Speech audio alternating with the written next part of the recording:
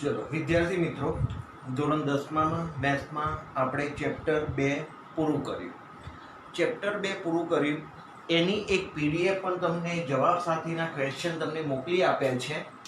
હવે આજે આપણે ચેપ્ટર 3 ચાલુ કરીએ છીએ.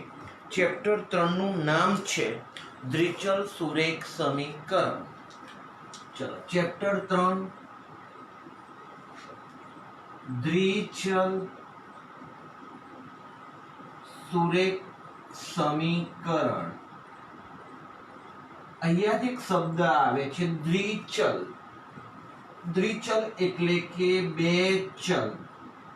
જનરલી આપણે બે ચલ x અને y નો ઉપયોગ કરીએ છીએ. બીજો એક શબ્દ છે સુરેખ.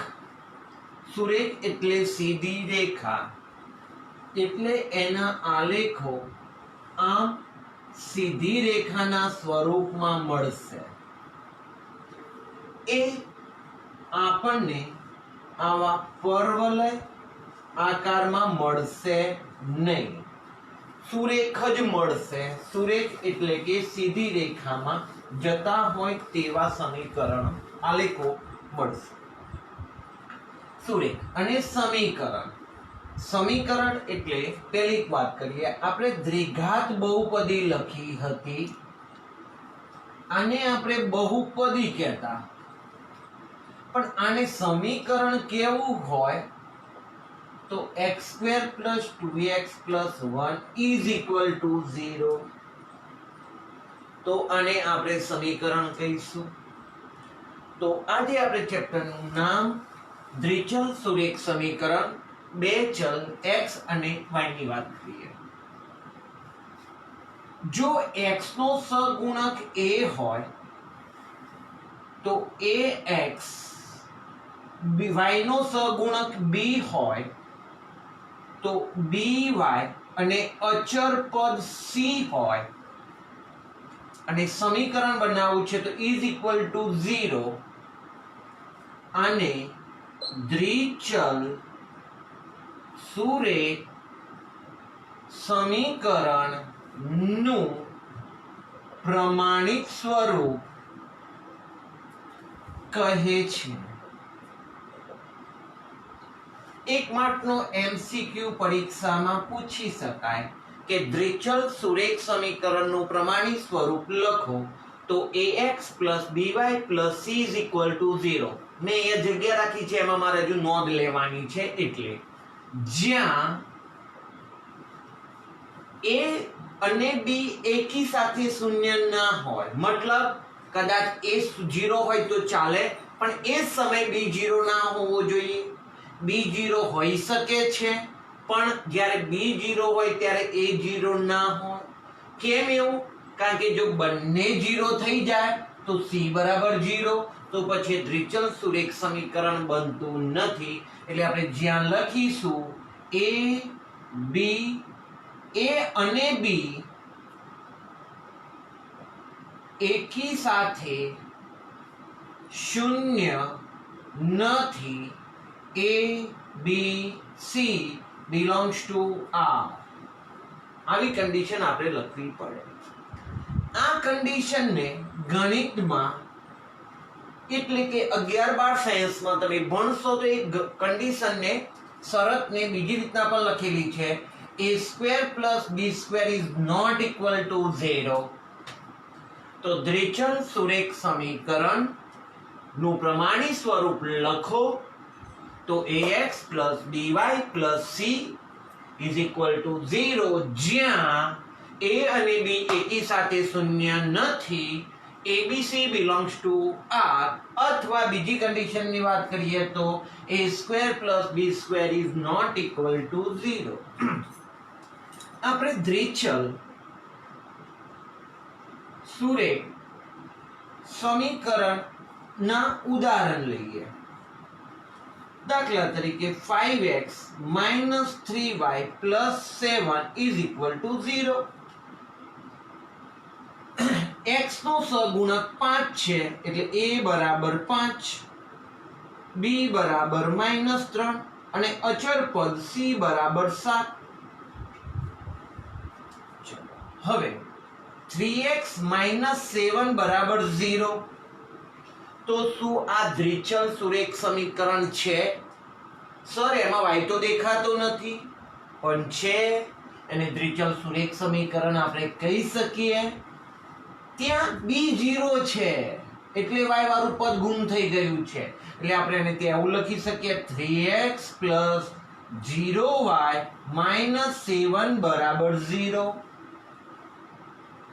આ દ્વિચલ સુરેખ સમીકરણ y નો સહગુણક 0 છે. ચલો બીજી વાર 3y + 8 બરાબર 0. તો આ દ્વિચલ સુરેખ સમીકરણ છે? હા છે. તો એને પ્રમાણિત સ્વરૂપમાં લખો તો અહીંયા આપણે આવશે 0x + 3y + 8 બરાબર 0, જ્યાં a બરાબર 0, b બરાબર 3, c બરાબર 8. તો આમાં દ્વિચલ સુરેખ સમીકરણો આપણે જોવાના છે. તો દોસ્તો તમે ચોપડામાં નોંધ કરશો, દ્વિચલ સુરેખ સમીકરણનું પ્રમાણિત સ્વરૂપ લખો. ચલો તમે ચોપડામાં નોંધ કરો, હું લખાવું છું એ પ્રમાણે થોડું થોડું લખતા જજો જોડે જોડે. દ્વિચલ લખવાનું ચાલુ રાખજો.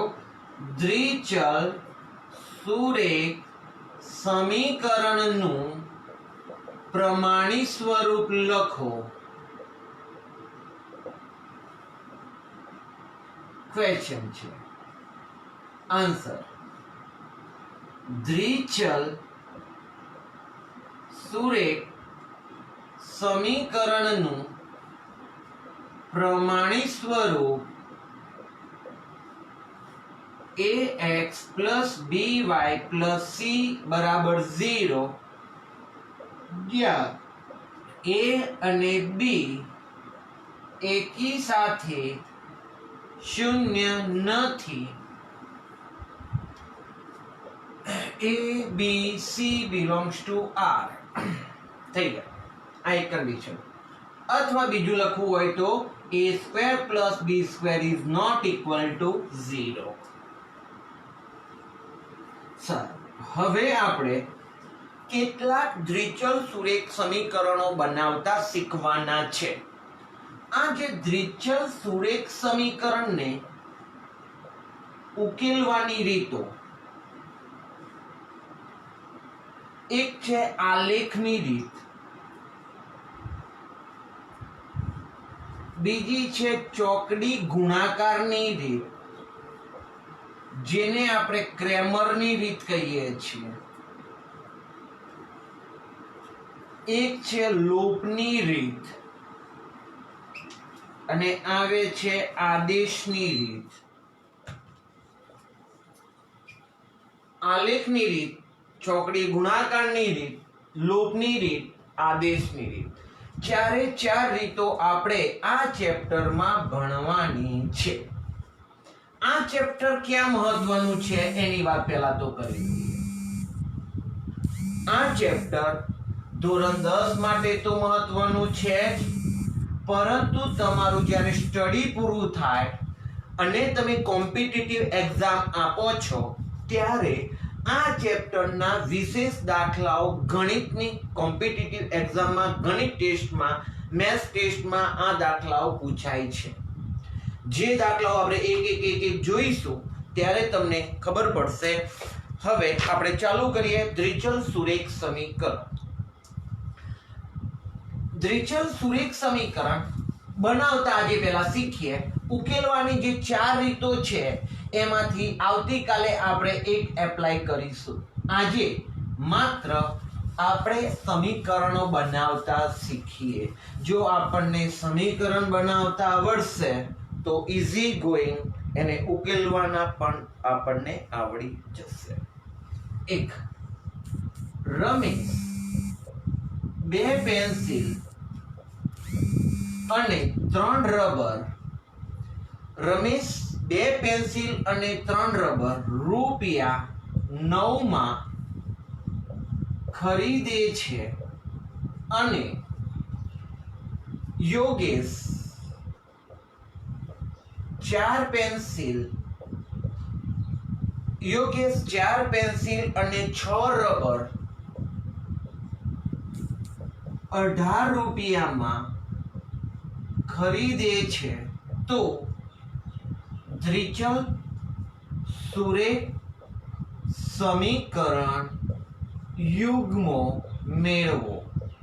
મતલબ કે એને આપણે ઉકેલવાના નથી, પરંતુ ખાલી સમીકરણો જ મેળવવાના છે. અત્યારે ઉકેલવાના છે, પણ આવતીકાલે એક રીત જોઈશું, આલેખની રીત, એના પછી લોકની રીત, એના પછી આદેશની રીત, એના પછી ચોકડી ગુણાકારની રીત. અત્યારે માત્ર આપણે સમીકરણો જ બનાવતા શીખવાના છે. ચલો હવે આવા દાખલાઓ આવે ત્યારે એક તો આપણે બે વસ્તુને શોધી કાઢવાની. કઈ બે વસ્તુ છે? તો એક વસ્તુઓ કઈ ખરીદે છે? પેન્સિલ અને રબર. દરેક દાખલામાં તમને બે વસ્તુ તો મળી જ રહેશે. ચલો, બે પેન્સિલ અને રબર છે, તો એના માટે આપણે ધારો કે એક પેન્સિલની કિંમત બરાબર x રૂપિયા, એક રબરની કિંમત બરાબર y રૂપિયા. હવે વાત કરીએ રમેશભાઈની વાત કરીએ તો રમેશ બે પેન્સિલ અને 3 રબર રૂપિયા 9 માં ખરીદે છે. માટે ચલો બે પેન્સિલ, એક પેન્સિલની કિંમત x હોય તો બે પેન્સિલની કિંમત થવાની 2x, 3 રબર, એક રબરની y તો 3 રબરની 3y બરાબર 9. એક સમીકરણ બની ગયું. ચલો હવે વાત આગળ ચાલે છે યોગેશભાઈ માટે. ચલો યોગેશ 4 પેન્સિલ અને 6 રબર 18 રૂપિયામાં ખરીદે છે. માટે એક પેન્સિલની કિંમત x રૂપિયા, તો 4 પેન્સિલના 4x, 6 રબર છે તો 6y બરાબર 18 રૂપિયા. સમીકરણ આપણા માટે બની ગયું 2. આ રીતના આપણે પછી આને ઉકેલવાના આવશે. લોકની રીત, આદેશની રીત, ક્રેમરની રીત, આલેખની રીત, પણ અત્યારે નહીં. અત્યારે માત્ર આપણે સમીકરણ 1 અને સમીકરણ 2 એવા સમીકરણ યુગ્મો બનાવતા આજના લેક્ચરમાં શીખવાના છે. જે પાયામાં બેઝિક છે એ આવડશે તો પછી બધું આવડશે. ચલો દાખલાની રકમ બદલાઈ છે. હવે 3 બેટ, એક ક્રિકેટ કિટમાં 3 બેટ અને 6 દાડા 3900 રૂપિયામાં મળે છે. અને એક બેટ અને 3 દડા 1300 રૂપિયામાં મળે છે. તો એના સમીકરણો મેળવો. હમણાં દાખલો હતો એ જ થયો.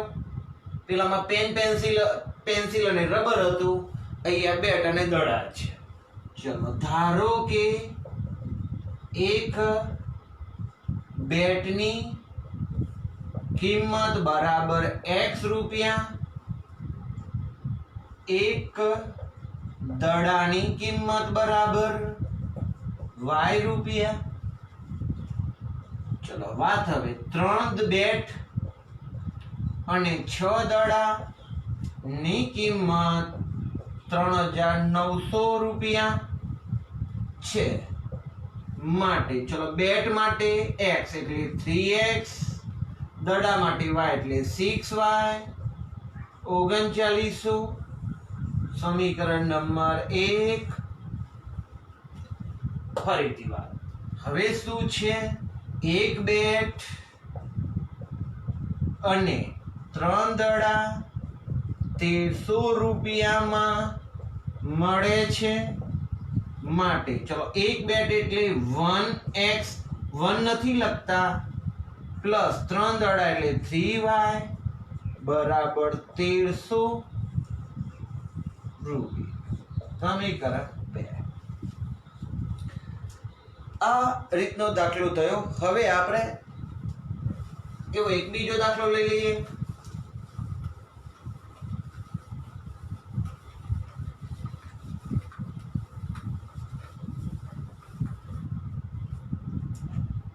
2 કિલોગ્રામ સફરજન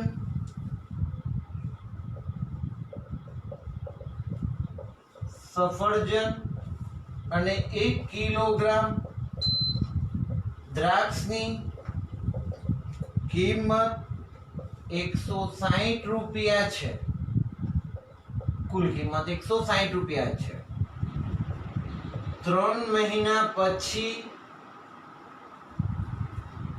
4 કિલોગ્રામ સફરજન અને 2 કિલોગ્રામ દ્રાક્ષની કિંમત 300 રૂપિયા છે બંનેના સમીકરણો જ મેળવવાના છે તો સીધું ચલો સફરજન માટે આપણે ધારી લઈએ x દ્રાક્ષ માટે ધારી લઈએ y 2 કિલોગ્રામ સફરજન એટલે 2x દ્રાક્ષ માટે y બરાબર 160 4 કિલોગ્રામ સફરજન 4x 2 કિલોગ્રામ દ્રાક્ષ 320 લખ્યું છે 320 તો આ રીતનું સમીકરણ 1 અને સમીકરણ 2 બનશે અગાઉના દાખલાઓ ગણ્યા એના આધારે આપણે આને ઝડપથી પૂરો કર્યો છે એક થોડો અલગ પ્રકારનો દાખલો લઈ લઈએ 2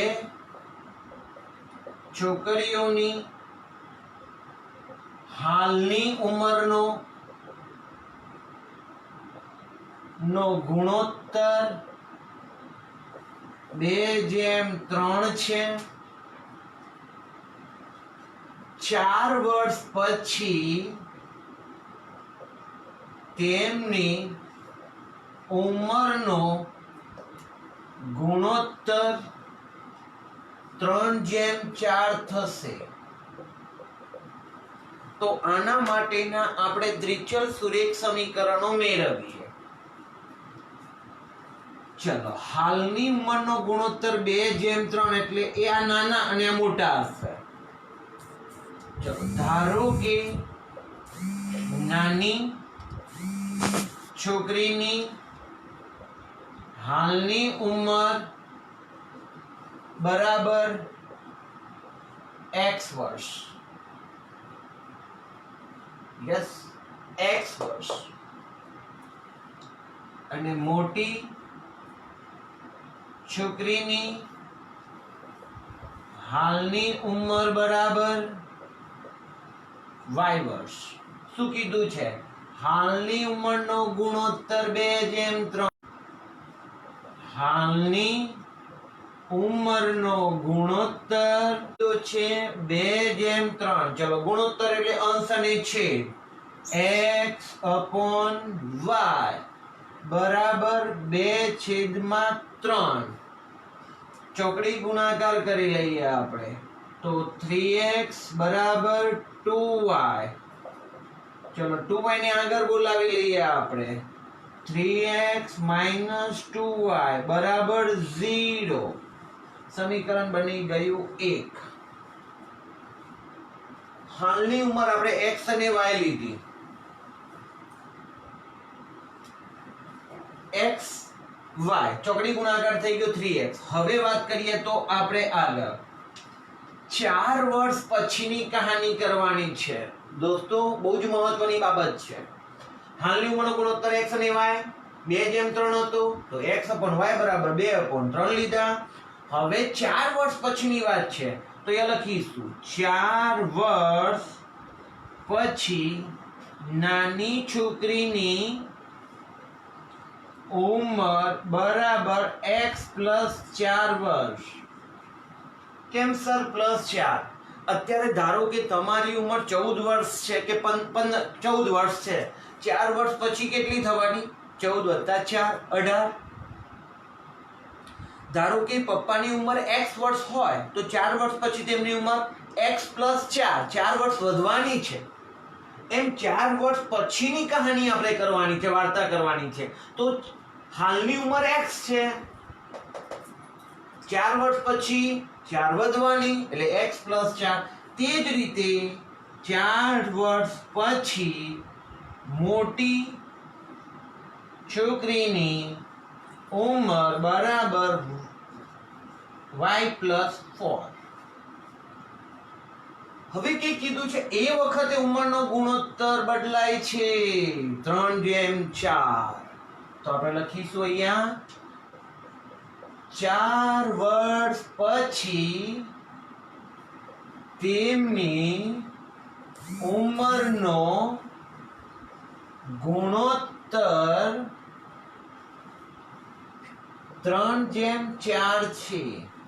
ચલો આનો ગુણોત્તર 3/4 લેવાશે માટે x + 4 y + 4 બરાબર 3/4 ચોકડી ગુણાકાર 4x ચોગુ 16 3y 4 × 12 4x - 3y 12 16 4x - 3y -4. સમીકરણ નંબર 2. તો આપણા માટે આવા બે સમીકરણ બની ગયા. હાલની ઉંમરને આધારે એક સમીકરણ બન્યું અને 4 વર્ષ પછીની ઉંમરનું સમીકરણ બન્યું. આ સમીકરણો બનાવવાના જેટલા પણ દાખલા બોર્ડ ઉપર ચાલે છે એ દાખલાઓને સ્ટોપ કરી પછી એના દાખલાઓ તમારે લખી લેવા રકમ ગણતરી સાથે. ચલો હજુ એક દાખલો કંઈક અલગ લઈએ, નવી પ્રકારનો.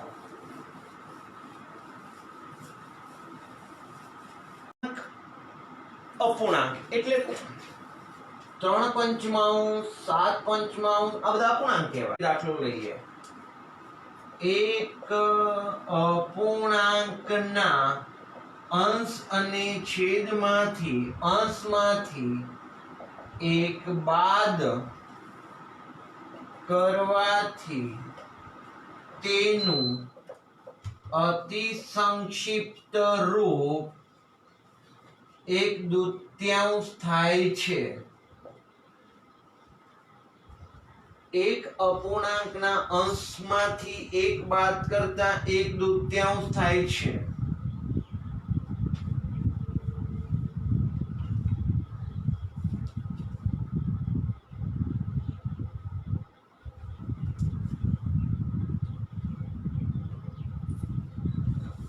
બનાવીએ. એક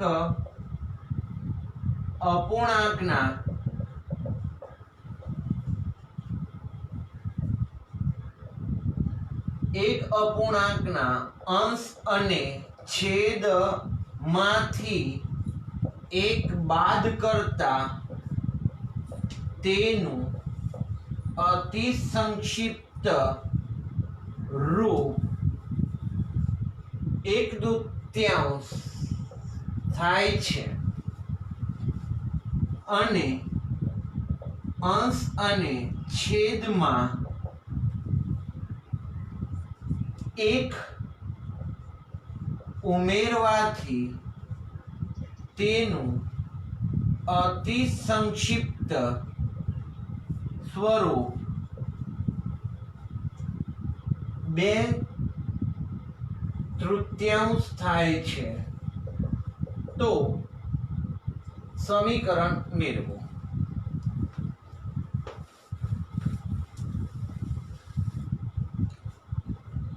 પહેલી વાત, અપૂર્ણાંકમાં બે બાબતો આવે. એક કઈ બાબતો આવશે? અંશ અને છેદ. ધારી લઈએ x અને y. ધારો કે અપૂર્ણાંકનો અંશ બરાબર x અને અપૂર્ણાંકનો છેદ બરાબર y માટે અપૂર્ણાંક બરાબર x અપોન y. અંશ અને છેદ થઈ ગયો. હવે શું કરવાનું છે? એક અપૂર્ણાંકના અંશ અને છેદમાંથી એક બાદ કરતા તેનો અતિ સંક્ષિપ્ત રૂપ 1/3 છે. તો આપણે બધું લખીશું.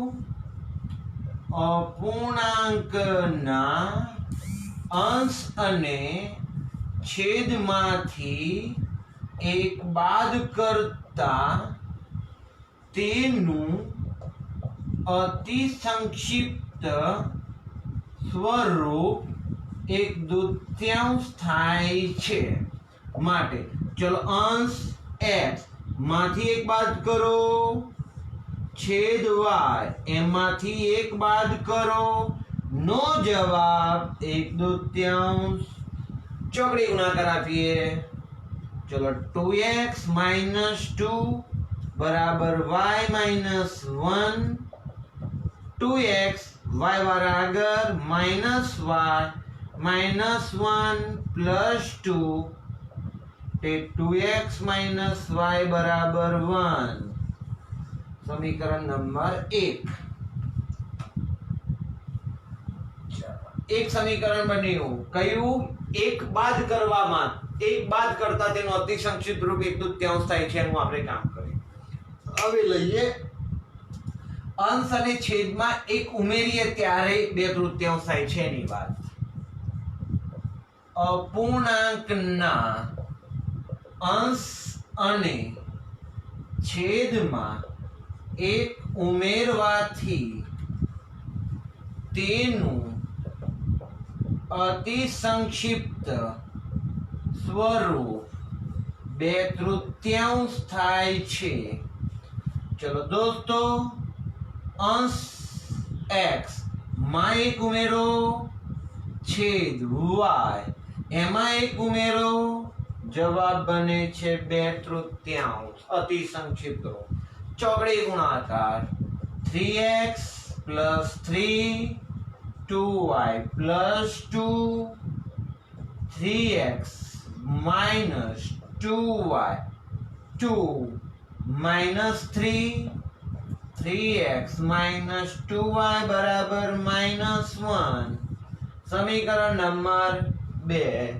તો આપણે અપૂર્ણાંક વાળા દાખલાઓમાં સમીકરણ બનાવતા શીખ્યા. ઉકેલવાના બાકી છે. એ નેક્સ્ટ લેક્ચરમાં આપણે એક એક શીખીશું ને ઉકેલીશું. ફરીથી જોઈ લઈએ. જ્યારે અપૂર્ણાંક વાળો દાખલો આવે ત્યારે અપૂર્ણાંકનો અંશ ધારો x, છેદ ધારો y, તો અપૂર્ણાંકને કહેવાય x અપોન y. છેદમાં ઉમેરવાની, બાદ કરવાની વાત કરી છે તો મેં બાદ કર્યા, એનું અતિ સંક્ષિપ્ત રૂપ કીધું હતું એ મેં લખ્યું. ચોકડી ગુણાકાર કર્યો, સમીકરણ બનાવ્યું. અહીંયા અપૂર્ણાંકના અંશ અને છેદમાં ઉમેરવાની વાત કરી છે તો મેં બંને ઉમેર્યા અંશ અને છેદમાં. એનું અતિ સંક્ષિપ્ત રૂપ 2/3 હતું તો 2/3 લખ્યા. ચોકડી ગુણાકાર કર્યો, આપણને સમીકરણ મળ્યું. હવે બીજો એક દાખલો લઈ લઈએ.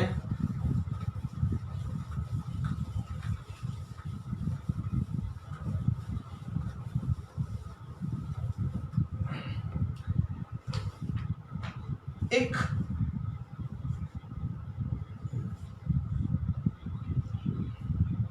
બે પૂરક કોણો પૈકી, પૂરક કોણો એટલે પૂરક કોણો મતલબ બે પૂરક કોણો પૈકી મોટા ખૂણાનું માપ નાના ખૂણાના માપ કરતા 18 વધુ છે. બસ. તો હવે આના સમીકરણ ઉકેલ, બંનેના મૂલ્યો શોધવાના છે કે બંને ખૂણાઓના માપ શોધો. એવો સવાલ નેક્સ્ટ લેક્ચરમાં આવશે. શોધવા માટે શું કરવું પડે? આપણી જોડે પહેલા તો શું હોવું જોઈએ? સમીકરણ યુગ્મો. સમીકરણ હોવા જોઈએ બે, એટલે જ એને કહે છે સમીકરણ યુગ્મ હોવા જોઈએ. તો ચલો પહેલા તો વાત, બે પૂરક કોણો છે, એકને ધારો x, બીજાને ધારો y. ધારો કે નાના પૂરક કોણનું માપ બરાબર x, મોટાનું x ધારો. ચલો મોટા પૂરક કોણનું માપ બરાબર x, નાના પૂરક કોણનું માપ બરાબર y ધારી લીધા. અરે દોસ્તો, આ બે ખૂણાઓ છે, શબ્દ બોલીએ છે પૂરક કોણો, મતલબ એમનો સરવાળો 180 થતો જ હોય. બંને ખૂણા પૂરક કોણો છે માટે x + y બરાબર 180. સમીકરણ નંબર 1. કેમ? પૂરક કોણો છે એટલે. ચલો બીજી વાત, હવે વાત કરીએ. હવે ઓરિજિનલ વાત કે મોટા ખૂણાનું માપ નાના ખૂણા કરતા 18 વધુ છે. ચલો મોટા પૂરક કોણનું માપ નાના ખૂણાના માપ કરતા 180 ને પણ 18 વધુ છે. તો શું કરીશું? એક તો પહેલા મોટો ખૂણો લખી લઈએ. અહીંયા લખીએ નાનો ખૂણો x અને અહીંયા લખીએ આપણે y ઇક્વલ. ના સર, બે સરખા નથી, આ તો મોટો છે ને આ તો નાનો છે, પણ આપણે એને સમીકરણમાં લખવા છે. તો શું સમજીએ. હવે એ વ્યક્તિ અને બી વ્યક્તિ ના ગણિતમાં માર્ક્સ આવ્યા. આ વ્યક્તિને 50 ગુણ આવ્યા, આ વ્યક્તિને 40 ગુણ આવ્યા. તો શું બંનેના સરખા ગુણ કહેવાય? ના કહેવાય. પણ આપણે જો સરખા કહેવા છે સમીકરણમાં, તો આપણને એટલી લોજિકલ ખબર છે કે આને 10 વધારે છે, એ વ્યક્તિને 10 વધારે છે. તો શું તમે આને 10 આપો પ્લસ આ બાજુ 10 કરો તો હવે ઇક્વલ કહી શકો. તો અહીંયા આ મોટો છે, કેટલો ખૂણો મોટો છે? 18 જેટલો. આ નાનો છે, આની વેલ્યુ 18 જેટલી ઓછી છે. તો આને ઓછી છે તો આપણે એ બાજુ એને 18 આપીએ તો આના જેટલી એની વેલ્યુ થઈ જશે. તો આપણા માટે એક બનશે x બરાબર y + 18. મેં શું કર્યું? સમીકરણ બનાવવા માટે જે બાજુ ઓછા હતા એ બાજુ મેં 18 ઉમેર્યા. y ને આગળ લઈ લો, x - y બરાબર 18. સમીકરણ નંબર 2. દાખલો આપણો પૂરો થયો. હજુ એક આપણે લંબચોરસનો દાખલો લઈ લઈએ.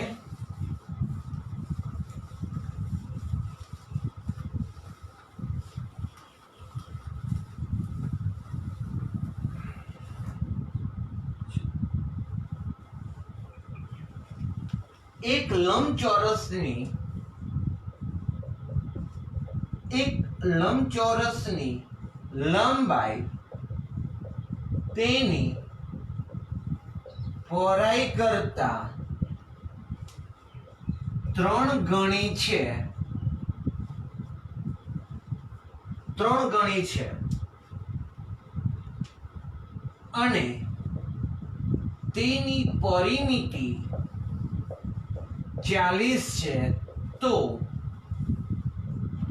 લંબાઈ અને પહોળાઈ શોધો. દોસ્તો, આજે આપણે લંબાઈ અને પહોળાઈ નહીં શોધીએ, માત્ર એના સમીકરણો બનાવતા શીખીશું. ઉકેલીશું તો લંબાઈ અને પહોળાઈ મળશે. એ આપણે નેક્સ્ટ ડે રાખીશું, અત્યારે નહીં. ચલો હવે વાત, લંબચોરસ આવ્યો. બે વસ્તુ શોધવાની કીધેલી છે તમને. લંબચોરસમાં બે શબ્દો તમને મળી ગયા, લંબાઈ અને પહોળાઈ. લંબાઈ માટે x ધારો, પહોળાઈ માટે y ધારો. ધારો કે લંબચોરસની લંબાઈ બરાબર x મીટર સેમી કિમી જે હોય અને લંબચોરસની પહોળાઈ બરાબર y. હવે કોણ 3 ગણું છે? જુઓ, લંબાઈ તેની પહોળાઈ કરતા 3 ગણી છે, લંબાઈ 3 ગણી છે. સમજીએ કે એ વ્યક્તિ ની જોડે 90 રૂપિયા છે, બી વ્યક્તિની જોડે 30 રૂપિયા છે. તો અહીં આપણને એટલી ખબર પડે કે એ વ્યક્તિ જોડે 3 ગણા વધારે રૂપિયા છે. 3 તરી 90 આના કરતા 3 ગણા છે. આપણે ગાણિતિક રીતે એને સમીકરણમાં જો ઇક્વલ ટુ ના કહેવાય સાહેબ, 90 30 સરખા ના કહેવાય, પણ આપણે ગાણિતિક રીતે કહેવા છે તો શું કરી શકીએ? આ જે 30 છે એના કરતા 3 ગણા છે, તો આને આપણે 3 વડે ગુણીએ તો 90 અને 30 તરી 90 થઈ ગયા. તો મારે જે બાજુ નાના છે એ બાજુએ મારે 3 વડે ગુણવા પડે. અહીંયા જોજો, હવે લખું છું. લંબાઈ તેની પહોળાઈ કરતા 3 ગણી છે. ચલો અહીંયા લંબાઈ, અહીંયા લખું પહોળાઈ. ચલો x y ઇક્વલ ના સાહેબ, લંબાઈ 3 ગણી છે તો 3 વડે કોને ગુણીશું? આ 3 ગણી છે તો 3 વડે કોને ગુણીશું? y ને. આગળ બોલાવી લઈએ તો x - 3y બરાબર 0. સમીકરણ નંબર 1.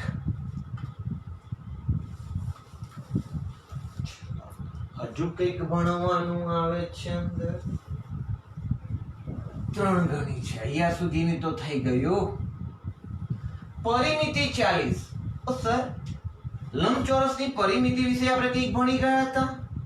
લંબાઈ લંબાઈ પહોળાઈ પહોળાઈ એટલે 2 લંબાઈ વત્તા 2 પહોળાઈ. તો હવે લંબચોરસની પરિમિતિ બરાબર 40 છે, માટે અહીંયા સૂત્ર લખું છું 2 લંબાઈ વત્તા પહોળાઈ બરાબર 40. 2 સર, લંબાઈ એટલે તો x છે, પહોળાઈ એટલે તો y છે. 40 બે ભાગાકારમાં જવાના, x + y બરાબર 40 ભાગ્યા 2, માટે x + y બરાબર 20. સમીકરણ નંબર 2 બની ગયું. 3 ગણા હતા એટલે આને 3 વડે ગુણ્યા, આગળ બોલાયા, થઈ ગયું સમીકરણ. પરિમિતિ 40 કીધી હતી તો મેં લંબચોરસની પરિમિતિનું સૂત્ર વાપર્યું 2 કૌંસમાં લંબાઈ વત્તા પહોળાઈ. 2 લંબાઈ એટલે x, પહોળાઈ એટલે y, ભાગાકાર 2 થઈ ગયા. સમીકરણ 2 બની ગયું. તો આ રીતે આપણે આજે સમીકરણો બનાવતા શીખ્યા. હવે એક નાનો સરખો દાખલો બીજો લઈ લઈએ અને આવતીકાલે પછી એને ઉકેલતા શીખીશું.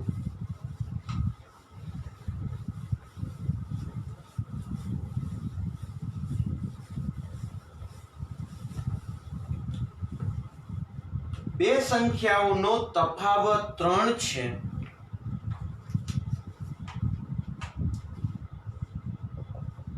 બે સંખ્યાઓનો તફાવત 3 છે અને નાની સંખ્યાના 3 ગણા અને મોટી સંખ્યાના 2 ગણા નો સરવાળો 66 છે. તો તે સંખ્યા શોધો. સંખ્યા નહીં શોધીએ આપણે, અત્યારે બે સમીકરણ ખાલી શોધી લઈએ. બે સંખ્યાઓનો તફાવત 3 છે. તફાવત 3 છે એટલે એને એવું કહેવાય સાદી ભાષામાં મોટી સંખ્યા માઈનસ નાની સંખ્યા બરાબર 3. એનો મીનિંગ એવો થાય. તો આપણે મોટી સંખ્યા માટે x ધારી લઈએ. ધારો કે મોટી સંખ્યા બરાબર x, નાની સંખ્યા બરાબર y. બે સંખ્યાઓનો તફાવત 3 છે માટે x માઈનસ y બરાબર 3. સમીકરણ નંબર 1. ચલો હવે વાતને આગળ ચલાવીએ. નાની સંખ્યાના 3 ગણા. નાની સંખ્યા કોણ છે? y. એના 3 ગણા 3y. મોટી સંખ્યાના 2 ગણા. મોટી સંખ્યા x છે એના 2 ગણા એટલે 2x. બાકી આખું લખી દઈએ ત્યાંથી પહેલા તો.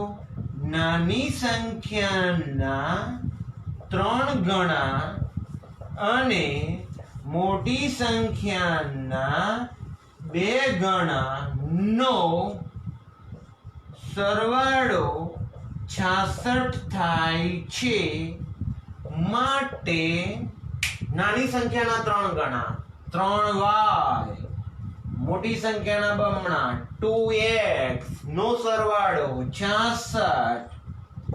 ક્રમ કરી લઈએ. 2x + 3y બરાબર 66. આપણા માટે સમીકરણ બની ગયું 2. તો આ રીતના આપણે સમીકરણ બનાવતા શીખવાના છે. હવે આપણે એક લાસ્ટ એન્ડ ફાઇનલ એક દાખલો ભણી લઈએ.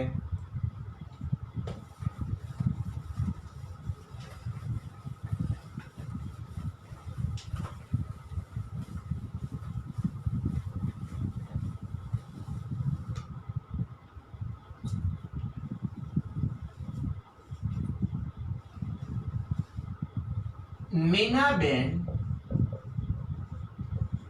₹2000 લેવા માટે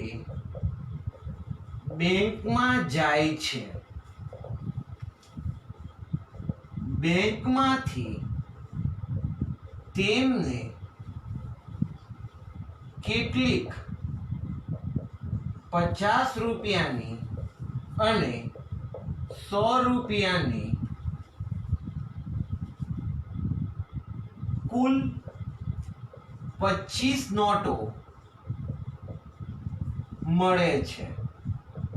તો 50 રૂપિયાની નોટોની સંખ્યા અને 100 રૂપિયાની નોટોની સંખ્યા કેટલી હશે?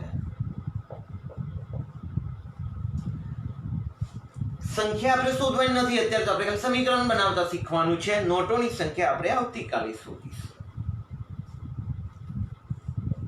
બે વસ્તુ, 50 રૂપિયાની નોટ, 100 રૂપિયાની નોટ. ધારો કે 50 રૂપિયાની નોટોની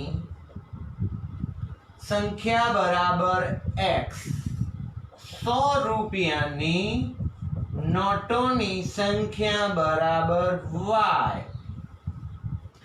ચલો, નોટોની કુલ સંખ્યા 25 છે માટે x plus y બરાબર 25. 50 ની x નોટો, 100 ની y નોટો. નોટોની કુલ સંખ્યા 25 છે માટે x plus y બરાબર 25. સમીકરણ નંબર 1. સારું, કેટલા રૂપિયાની ટોટલ કિંમત કેટલી થાય છે નોટોની? 2000 રૂપિયા. જો 50 રૂપિયાની x નોટો હોય તો એની કિંમત થવાની 50 ગુણ્યા x એટલે 50x. ધારો કે 50 ની 10 નોટ હોય તો ગુણ્યા 10 જ કરીએ છીએ, આમ થાય. પણ હવે તમને 10 ખબર નથી, ત્યાં x જ લખેલા હોય, કેટલા થશે? 50x. તો અહીંયા 50 રૂપિયાની x નોટો અને 100 રૂપિયાની y નોટોની કુલ કિંમત કેટલા રૂપિયા? 2000 છે માટે 50x ક્યાંથી આયા? 50 રૂપિયાની એક્સ નોટો 100y બરાબર 2000 રૂપિયા. તો દોસ્તો આજે આપણે દ્વિચલ સમીકરણ ચાલુ કર્યું, એનું પ્રમાણિત સ્વરૂપ ભણ્યા. પ્રમાણિત સ્વરૂપ ભણ્યા પછી દ્વિચલ સુરેખ સમીકરણો બનાવતા શીખ્યા. એને ઉકેલતા હજુ શીખ્યા નથી. એને ઉકેલવાની 4 રીતો છે: આદેશની રીત, આલેખની રીત, લોપની રીત, ચોકડી ગુણાકાર, ક્રેમરની રીત. પરંતુ એ હવે આપણે સ્ટેપ બાય સ્ટેપ આવતીકાલથી એક રીત શીખીશું. તમારે આવા સમીકરણ બનાવતા શીખવાના છે. જો તમને સમીકરણ બનાવતા આવડશે તો આ ચેપ્ટર તમને ઘણું સરળ રહેશે. તો આજે લેક્ચરમાં જેટલા પણ બોર્ડ ઉપર થયા સમીકરણ બનાવવાના દાખલાઓ એ ઘરે વિડીયોને સ્ટોપ કરી શીખી લેવા અને ચોપડામાં લખી લેવા વિનંતી કરું છું. ધન્યવાદ.